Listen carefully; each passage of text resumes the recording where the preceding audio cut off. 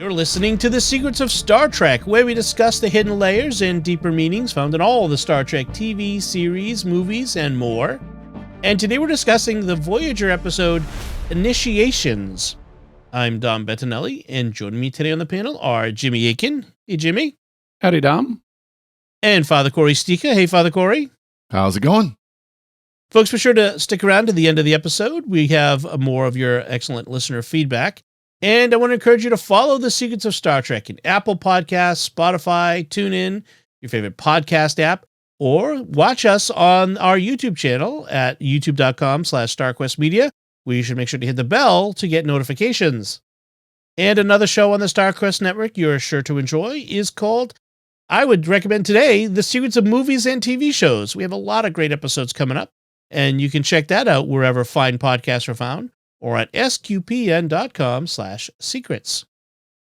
So today we're discussing Initiations. This is the second episode of the second season of Voyager. And Jimmy, can you give us a recap of what happens in this one? This week, Commander Chakotay is off in a shuttle doing a ritual commemorating the anniversary of his father's death, but he's attacked by a Kazon boy who wants to earn his Kazon name in a rite of passage. At the moment, the boy is currently named Nog. Chakotay destroys the boy's ship, but saves the boy, dooming him to shame in Kazon culture. The Kazon then capture Chakotay and Nog, and the Kazon leader, Rique, wants to teach other Kazon children a lesson about the price of failure, so he demands that Chakotay kill Nog in front of them. However, Chakotay turns the tables, takes Rique hostage, stuns him, and then he and Nog flee in a shuttle. The Kazon give chase and destroy the shuttle, but Chakotay and Nog beam down to Vasquez Rocks on a moon. Meanwhile, Voyager is tracing Chakotay's path and also makes their way to the moon. Rique is impressed with Federation technology and wants to form an alliance, and he offers to help Janeway and the landing party find Chakotay and get him back. Also, meanwhile, Chakotay and Nog have sort of bonded, and Chakotay realizes that Nog has little future with the Kazon if he can't earn his name. So he offers to let Nog kill him, expecting to be revived by Federation technology in sickbay. However, when everybody meets up, Nog announces that Chakotay isn't his enemy, Rique is, and Nog shoots Rique dead.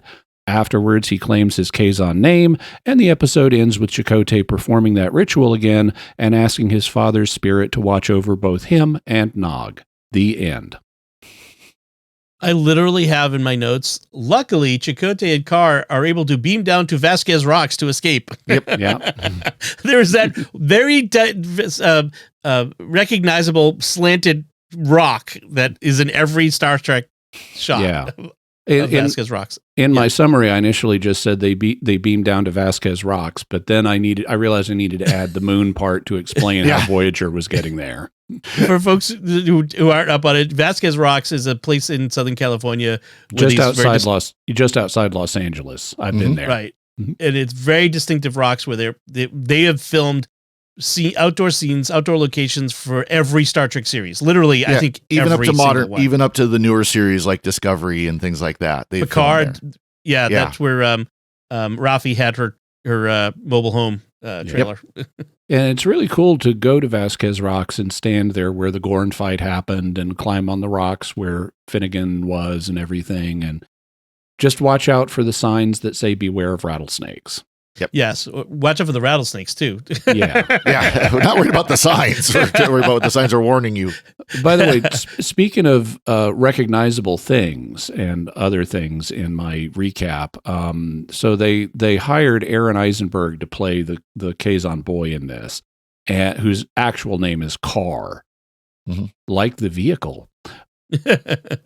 But Aron Eisenberg is better known for and is so recognizable as Nog from Deep Space Nine that it's just impossible not to think of Nog constantly throughout this episode.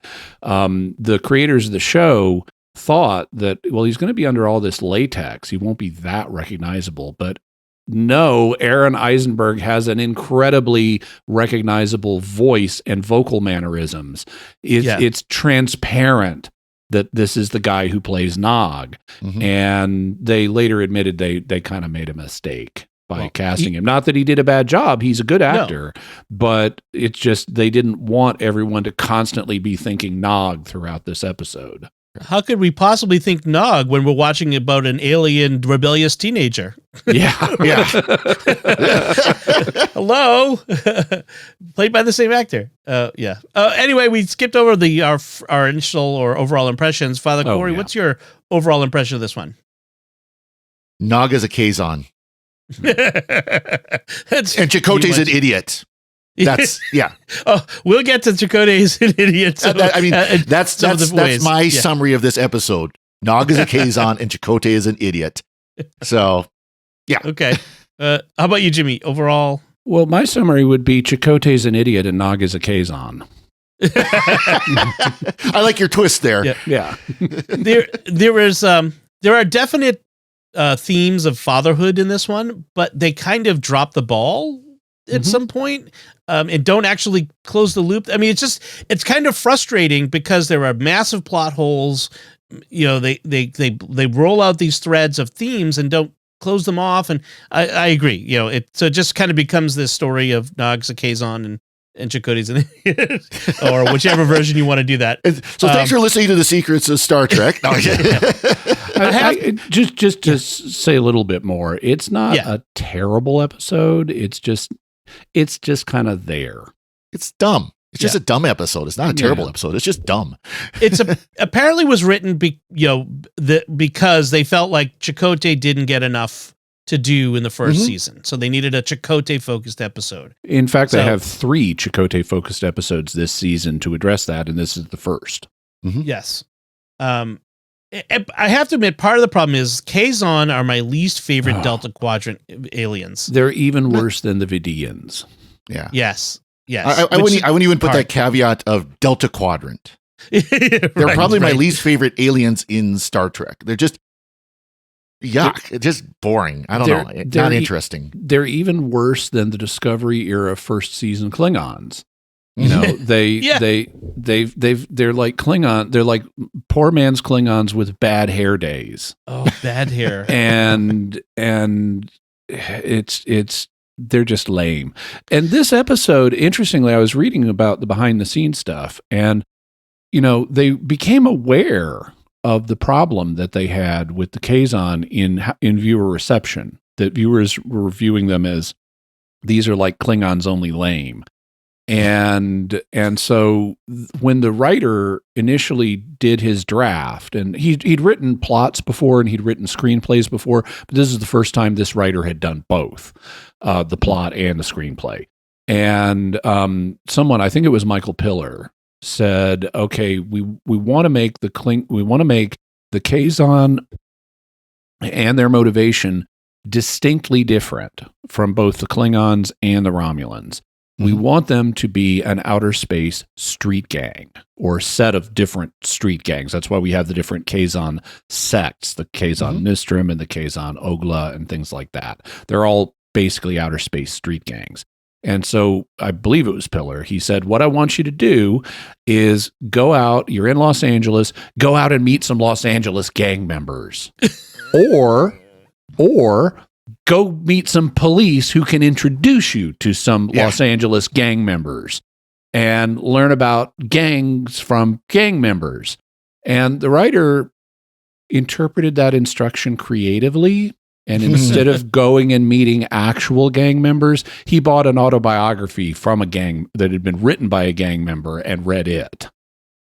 Which I have to, it's like, okay, points for creative interpretation of ridiculous instruction. Yeah. And he then wrote a document explaining Kazon culture and, you know, envisioning how they work as a culture and so forth. And we actually get a little bit of that in this episode where they talk about how like 26 years ago, the Kazon were subject to some other race that they shared a planet with, and they had everything and we had nothing, and we rebelled and went out into the stars. Right. And so, okay, I like the world building there, but I haven't read this Kazon culture document. It allegedly influenced the presentation of the Kazon for the rest of the series, or the time that they're on it.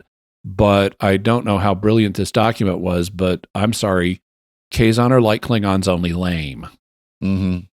Right. Now, apparently the director of the episode, Winrick Colby, who directed many, many Star Trek episodes, also disliked this episode. He felt the story was lame. He thought, the Chakotay Native American aspect was kind of boring and sort of tacked on, and it should have really focused on him as a Maki. Yeah. The Chakotay religious thing is always problematic. Yep. Mm-hmm. And it is in this too. Fortunately, it's a very minor, it's just in 2 scenes at the beginning and the end. Right.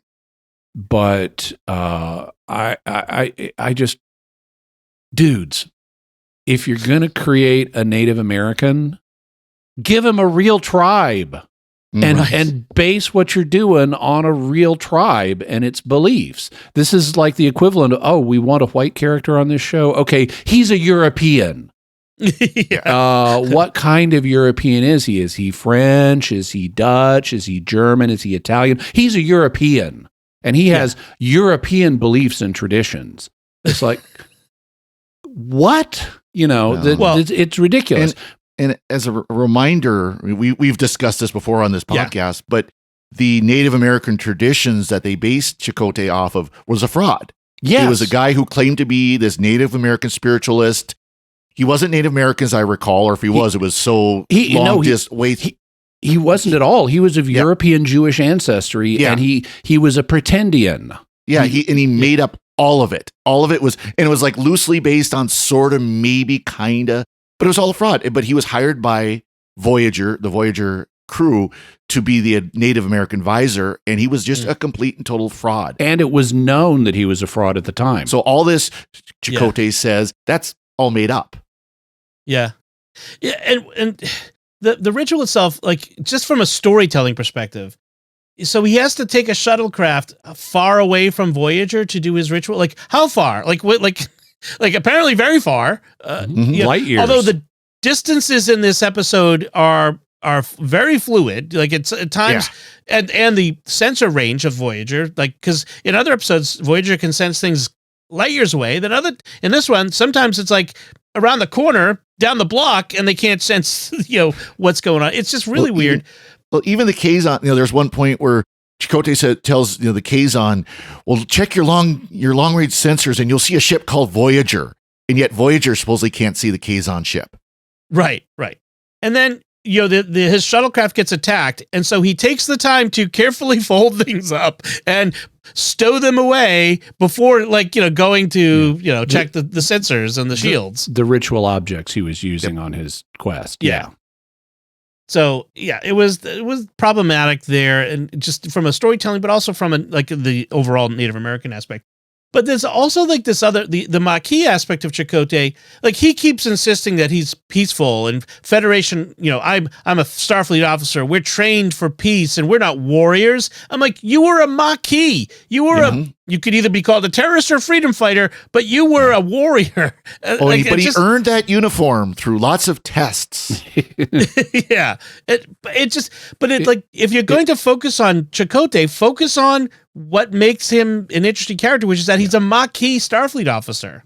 Yeah, he's way too proud of his Starfleet uniform in an unalloyed way.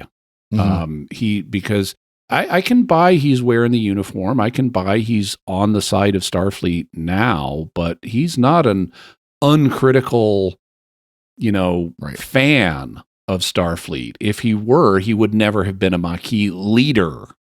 Mm-hmm. Right. Well, right. And that would have been a more interesting episode if they would have talked about it from the Maki view, which is much closer to the Kazon view. Yeah. Because the Kazons are rebels. They rebelled and all but committed genocide against their slave masters. Mm-hmm. And Maki were rebelling against, the Federation and the Cardassians. Mm-hmm. So much closer connection. But no, they had to do it from the Federation side. It's so paint by numbers Star Trek-y, the tropish.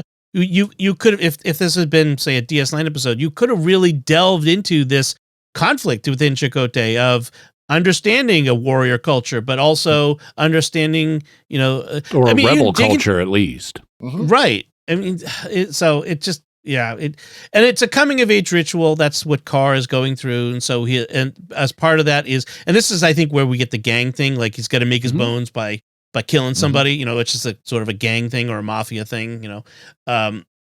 That's not how you become a made man in the mafia. You don't have to kill somebody. I don't. No. I not personally having hung out with gang members. I don't know what different gangs do, but murder as the price of admission is not really a good policy for the long-term survival of your gang. And especially failing to murder, you get the death penalty. They're going to kill you if you fail in your initiation ritual. Wow, is that not good for the long-term survival of your game? There's no second chances in battle. Well, actually, there kind of can be. There are. Armies that don't give you second chances in battle do not win wars, or or various other things. We kill all of our soldiers who don't manage to kill someone else. Yeah, that's going to decrease your battle strength rapidly. Right. Well, at least the first time they try. So the theme of fatherhood seems to be important. This is Chakotay speaking to the spirit of his father. Who is Carr's father in this? And that seemed to be a huge lack. Like, if they had made one of these two Kazon adults Carr's father, that would have, again, increased the drama, the impact of what was going on here. But no, it's like jerk captain and his jerk sidekick. Like that's even jerkier sidekick. Right. Well, and I thought for sure, I don't think I'd seen this episode since it aired, how many ever years ago. But I thought it was going to be that Maj Rajic was going to be his father, the captain. Yeah. Oh, right. Which he's the captain. But it was it wasn't. It's like, no, these are. So basically, it sounds like the Kazon they have kids, and then the kids go off and serve on these ships. And well, that's part of the street gang thing they're going for. Yeah. Typically, street gangs are groups of youth that where their father is not part of the gang, right? And that's what they're going for here, and that's stupid. In a spacefaring civilization where you have people running spaceships, you're not going to just. Having complete disentanglement from parents is ridiculous. Right. And as we find out later that the Kazon don't build ships, they don't have the capability for that. They stole all their ships from the but original you got to maintain race. them. Yeah, you got to maintain them though. Yeah. Well, and that of course leads to the obvious. Eventually, the Kazon won't have ships. Right. Exactly. I like the fact that when he's in Chakotay is in this space battle with Carr's little shuttle, he pulls the tricky maneuver of flying a loop in space. Didn't expect that one. It was such a tricky maneuver. Where'd he go? Again, they're a spacefaring culture. They'll think in 3 dimensions. Yeah, it doesn't work out immediately well for Chakotay. Now, it ultimately works out for him because he's got Federation technology. But he does the loop and gets behind Carr's spaceship and then gets on the phone and says, Carr, I'm behind you. I've got a photon torpedo aimed right at your tailpipe. At which point Carr fires 3 photon torpedoes at him from the behind of his ship. Yeah. So it's like, this Nog is thinking 3-dimensionally too. He knows you're back there and he's got weapons that can fire behind him. Well, right. This was the first part of Chakotay is an idiot, where it's like, I really am going to fire at you. No, I really, really mean it. I'm going to fire at you. Don't make me fire at you. Okay, fine. Now I actually fire at you. Right. Well, when he gets the edge of disaster. Yeah. So they get captured. They take him aboard. He captures Carr, puts him in handcuffs, and then goes looking for the Kazon to give him back, or the Kazon show up. And he contacts him. Hey, here's your kid back.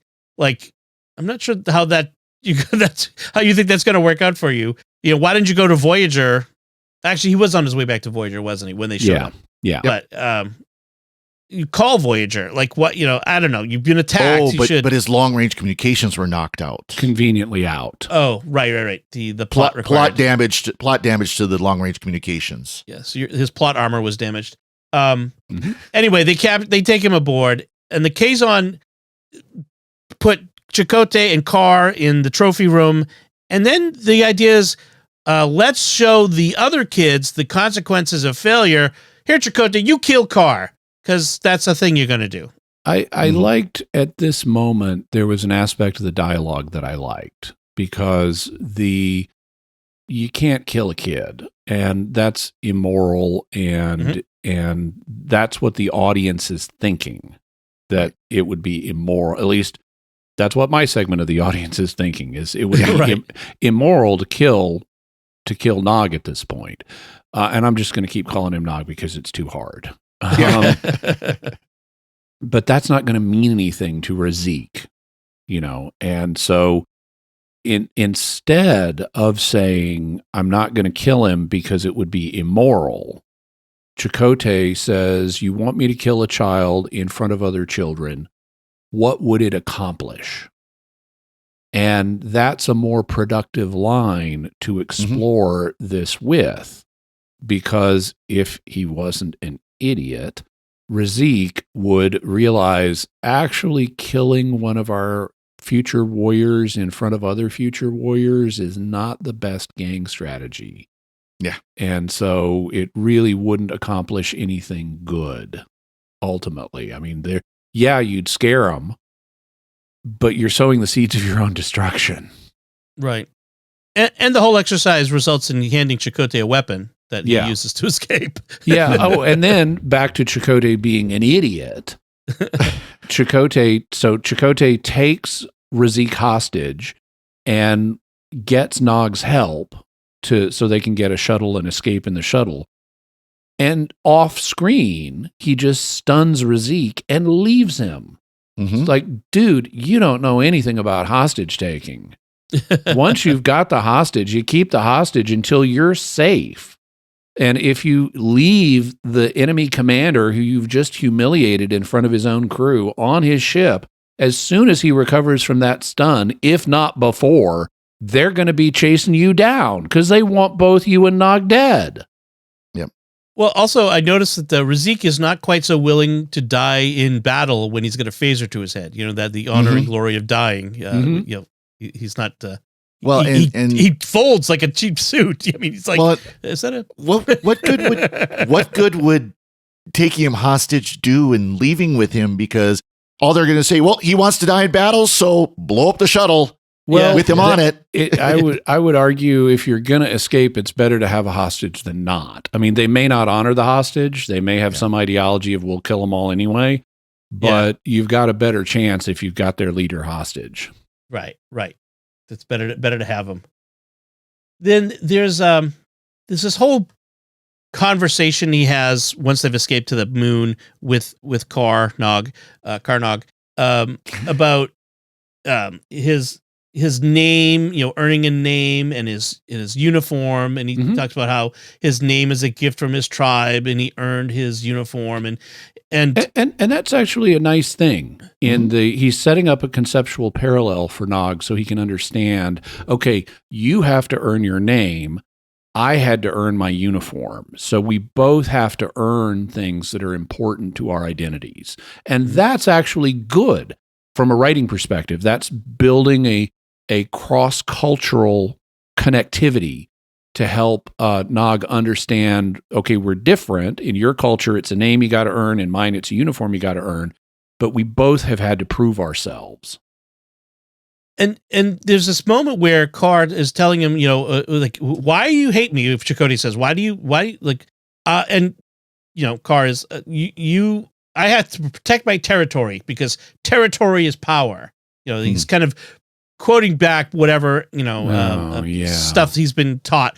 And Chakotay says, my people taught me a man does not own land. He doesn't own anything but the courage and loyalty in his heart. That's where my power comes from. And I'm like, which people? Not only which people, but okay. I'm sorry. Nog is right. Land has value. And Native Americans didn't just, they may have, there are tribes that talk about, we don't own this and we don't own the land or the animals or whatever. Yeah. But they used them and they would fight battles to defend their territory. Right. Right. It's sort of it's a patronizing portrayal of Native Americans. Not all Native Americans were the prairie tribes like we had out here that wandered all over the land and everything. There's a lot of tribes, especially on both coasts, that they had permanent settlements. Yeah. They had their hut, their house. And because Robert Beltran is Mexican, they eventually settled on his tribe is like South or Central American, and they had cities. Yes, they did. Aztecs, Toltecs, Mayans, they all had cities. Incans, yep.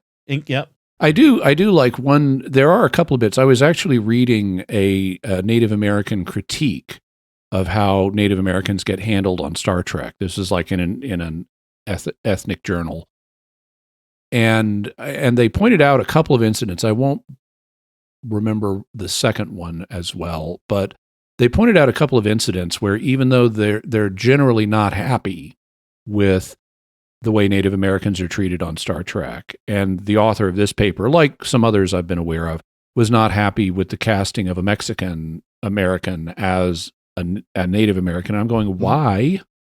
Yeah, right. I mean, come on. The Indians that Mexicans, there's a little bit of Spanish blood in Mexico, but the vast majority of the population is also Native American. Mm-hmm. They're just not Estados Unidos Native Americans, but they're right. Native Americans. So get over that. But they pointed out a couple of instances where they kind of punctured, even though you got lots of European idealization of Native Americans and so forth going on, they pointed out a couple of places which approvingly where Voyager punctured European stereotypes of Native Americans. One of them is in the pilot where Tom Paris and Chakotay are in a dangerous situation, and Chakotay is in particular in danger, and Tom Paris is about to rescue him. And he says, after this, you'll owe me a life debt forever, right? If I save your life. And that's an Indian thing, right? And Chakotay says, wrong tribe. It's like, yeah. There you go. Yeah. That's an aspect where they treated it well. We'll talk a little bit about Nelix. It's funny that this episode was written as Chakotay-centric because he felt underutilized. They felt he was underutilized in season 1. Well, Nelix feels underutilized at the beginning of this episode and is talking to Janeway about it. And he was overutilized in season 1. Yes, he was. Yes, he certainly was. And it's just, she's so patronizing to him. It's so funny. Like, he's so, weirdly earnest in these, especially these early seasons. And she's kind of amused by him and by his earnestness. But she assures him, next time we have tactical simulations, you get to be part of them, I guess. Well, I like that where, he brings her, looks like a stew or something like that, a bowl of something. And she takes a bite as your meals are, and you can tell she almost wants to say almost edible, yes. But doesn't quite. A highlight of every day. Always a highlight of our day, yeah. It's clear she doesn't really like his cooking. Yeah. Yeah. But he does actually get to kind of shine a little bit there when they're talking to the Kazon. Yeah. And he starts, this doesn't sound like a Kazon wanting to be friendly and we've got no problems. And even Tom Paris is kind of doing the knock it off, and Nelix just kind of like, I got this. Yeah, right. So at that point, Janeway has gone down to Vasquez Rocks and with Tuvok and some others, and Tom Paris is in charge on the bridge, which I'm not sure why it's Tom, but it is. And he's talking to the Kazon leader when they show up. He's talking to Rique, and Nelix is sitting there on the bridge, and he intervenes in the conversation and completely cuts through Rique's bluster and competently talks him down and gets what he wants. And all of a sudden, Rique is being cooperative. And I have in my notes, nice to see Nelix being competent instead of whiny and pseudo-comic for once. Mm-hmm. Yes. That was a really good scene. I liked what they did with Nelix in that scene. Well, then they throw the pseudo comic back in by having him getting really comfortable in the captain's chair. But yeah. And then on the surface of the planet, the captain meets up with the Kazon there, and the Kazon are surprisingly deferential and helpful to the captain. And is it because of Nelix is frightening him somewhat, or they have a plan? Which they have a plan. It was a trap. Yeah. Well, which we see later. I'm not sure about that. Because as soon as they get caught in that shield bubble, they're like, "Oh, your technology doesn't help all that much, does it? Ha ha ha." Well, I think it's a little of both. I think they're genuinely being helpful here, and I could see how one could read it differently. But I think that at this point, Rique is overawed by Federation technology, and he's talking to Janeway about, like, after this is over, can we talk about forming an alliance and stuff? And I think he's sincere in that. And then he sincerely is trying to help them find Chakotay. I think he's also still planning on killing Nog, but he's trying to make nice with the big bad Federation technology people. And where they're at is this Vasquez Rocks planet is a training ground where they do war games for their, I guess, junior warriors or whatever. Nog says he was there a year ago. And so there are all these booby traps. And at one point, Haliz, the second in command, says we should go this way. It would be easier. And Tuvok says, "Oh, but my tricorder indicates this way is better." And Rique kind of shrugs and lets them go their own way, and they start to go the way that Haliz indicated, and the Federation crew goes the way Tuvok indicated, and all of a sudden they get trapped by a force field, which was a booby trap. And they didn't try to lead them into that. They tried to lead them the correct way, but then they maybe the Federation with their advanced tech has found a better way. They can go their way if they want. And it's at that point Rique says, "Oh, I see your technology doesn't always help you." And so I took that as they were trying to, take him a decent way. They weren't sure there was a booby trap there. And so they weren't trying to mislead them, but they saw, "Oh, I guess your technology isn't perfect after all." At least that's how I took it. Yeah. I guess I took it, a little bit of like an opportunistic, like, hey, we should go this way, and let's see if they detect the problem. Sort of an opportunism there. Could be. Yeah. So Chakotay and... We also, though, should have mentioned, by this point in the story, Chakotay has proved he's an idiot repeatedly at Vasquez Rocks. Because Nog is doing nothing but telling him, "I'm going to kill you, dude." And why should? Because I want to earn my name. And now I've got another chance. And in fact, your tricorder that you've set up to broadcast a homing beacon to your people, I could take your fancy tech back to my people and they'd have to give me a name. So he's repeatedly threatened Chakotay's life. And yet Chakotay walks in front of him while Nog has a weapon behind him. All he's got to do is blast him. And he goes to sleep. Now, he says he didn't get a lot of sleep. Okay, that takes the edge off of it. But, dude, you got some sleep in the presence of a guy who repeatedly threatened your life. I mean, I suppose it's the... I have confidence in him, that he's changed enough, and Nog, you're an idiot. He does go through this movement where he's, he turns off the tricorder, is going to kill him, and then doesn't. And I don't know, even if Chakotay was pretending to be asleep, I'm not sure what he would have done there, because the weapon was pointed at him. All he had to do was pull the trigger. Yeah, he almost killed you. You are an idiot for getting close to being killed. Yeah. Now the ending, was pretty good. It was a pretty good twist, because we think we're going to get the typical Star Trek selfless sacrifice ending where Chakotay lets Kor kill him so that it looks like he's dead, and then they're going to revive him, and he's going to risk his own life so that Kor can go back to his people, because he couldn't survive it, with the Federation or whatever, with Voyager. And that's good. Chakotay realizes we've got the magical Federation tech, so he can kill me and they can just bring me back to life in sickbay. Now, he says, my century's technology or my people's technology can resuscitate me after I've been brain dead for 2 minutes. And I'm going, dude, we could do that in 1960. Yeah. we can bring you back now if we can avoid a reperfusion injury after 6 hours. So they should be able to bring you back way more than 2 minutes. But setting that aside, this is a nice thing. I mean, this is genuine self-sacrifice. He does have a technological advantage where they could do this. So this is a perfectly acceptable resolution.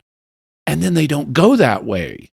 And Nog realizes his real enemy is Rique, Mr. No Second Chances in Battle, and kills him. Which is like, okay, dude, remember what I said about sowing the seeds of your own destruction? Yeah, you reap what you sow. Yeah. And this is why your strategy is a bad one for not just your gang survival, but for your survival. And so that's a nice twist. They give us a plausible solution to the plot, and then they do something different that's also plausible. Yeah. That was good. I did like that aspect, the unexpected switch. And then he has to convince the second, Hazik, or whatever his name is, Haliz. This is in your best interest. I've just handed you this Kazon Ogla thing. Any other notes on this one, Father Corey? Just in case we haven't made it clear, this is Nog becomes a Kazon and Chakotay is an idiot. That's all I got to say. How about you, Jimmy? Oh, the only thing I haven't mentioned so far is Chakotay's an idiot and Nog's a Kazon. Just so we're clear on that. Okay. Yeah. All right. Moving on. Let's talk about some of our listener feedback that we've gotten. And both of these come from episodes that are a bit in the past as we're recording now. The first comes from our episode where we discussed the Next Generation episode, Haven. That's the one where Deanna has her fiance Wyatt, who shows up. And then with the talking quark box. Yes. Yeah. And Armin Zimmerman. And there's a scene in that. I have to set the scene for the comment, the feedback. There's a scene in that where Deanna has a temper tantrum during dinner at her mom. And they're all getting drunk. Yes. And we noted in our discussion that Tasha Yar smirked when Deanna hit the roof.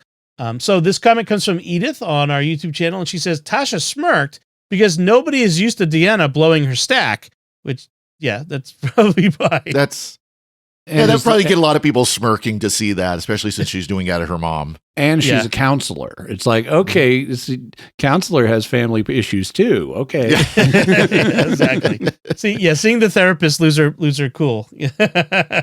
And then she adds, I have a crazy theory that the planet that they were going to might have been partially sentient and pulled Ariana and Wyatt together. Because they'd been communicating telepathically for years, apparently, without realizing that they were doing so. Yeah, through dreams. Yes. And we never got an explanation for why, but that's not a bad one. And then from Mike, who sent in an email, he says, I'm late to the Secrets of Star Trek party, but now I'm binging my way through your back catalog. In episode 143, discussing Voyager's Scorpion Part 1, Jimmy commented that the creators and producers of Voyager missed an opportunity in not emulating Homer's Odyssey. I agree completely. I watched every single episode of Voyager during its original run, but I never liked the title Voyager. It was both too generic a title, and at the same time, my brother and I jokingly called it Star Trek Voyager. You're not the only one. You're not the only one.